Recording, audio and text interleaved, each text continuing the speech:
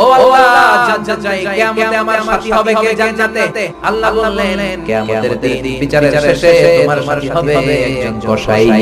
আল্লাহর বললেন আল্লাহ কি আমল ওই কসাইয়ের, কেন কসাই যাবে? আল্লাহ বললেন মুসা যাও যাও নিজের চোখে দেখে নাও কি আমল বলেছে ওই কসাই। সাইয়েদনা মুসা কসাইয়ের দোকানে যেয়ে দেখলেন না স্পেশাল কোনো আমল নাই, খালি গোশত কোপায়। সারা দিন গোশত কোপানোর পর বিকেল বেলা সুন্দর একটা গোশতের টুকরা প্যাকিং করে বাড়ির দিকে রওনা। সাইয়েদনা মুসা আলাইহিস সালাম পিছনে পিছনে রওনা।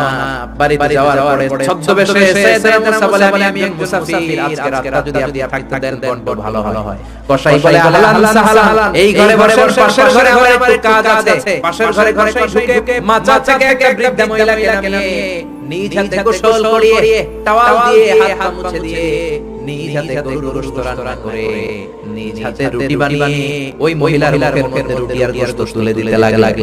খাওয়ার পরে মহিলা দুই হাত তুলে আল্লাহর কাছে দোয়া করে। কসাই বলে ও ভাই মুসাফির আপনার রাতের খাবার খান। সাইয়েদনা মুসা বলেন পরে খাবো, আগে বলো বৃদ্ধ মহিলাটাকে। এই মহিলাটা হলো আমার জন্য দুঃখিনী মা। সাইয়েদনা মুসা বললেন পাশের রুম থেকে তোমার মা কি দোয়া করেছে বীর করে একটা শব্দ কানে আসলো। কসাই বলে কত 20 বছর যাবত আমার মা একটা পাগলা দোয়া করে। সাইয়েদনা মুসা বললেন আরে ভাই বলোই না কি দোয়া? কসাই বলে আমার মা আমার উপর খুশি হয়ে প্রতিদিন খাওয়ার পরে হাত তুলে আঁচল পেতে আল্লাহর ডেকে বলে আল্লাহ আমি আমার ছেলের জন্য দোয়া করলাম। এই জামানার বড় পয়গম্বর মুসা যখন কিয়ামতের দিনে বিচার শেষে জান্নাতে যাবে, আমার কসাই ছেলের তুমি ওই নবী মুসার সাথে জান্নাতে ঢুকাইয়া দিবা।